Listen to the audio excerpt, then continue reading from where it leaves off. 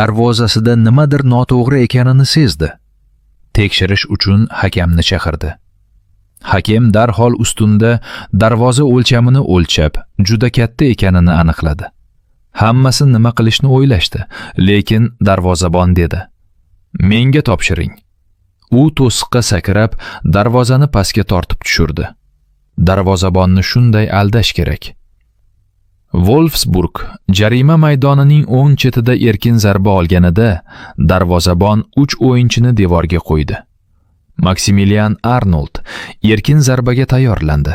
Bu burchakdan u to'pni ikkinchi ustunga urishi yoki to'g'ri darvozaga zarba berishi kutilardi. Lekin Arnoldning yaxshiroq fikri bor edi. Chunki yugurish paytida tanasi darvozaga zarba berishni ko'rsatardi. Darvozabon to'p yaqin ustundagi devor ustidan kirishiga 100% ishongan edi.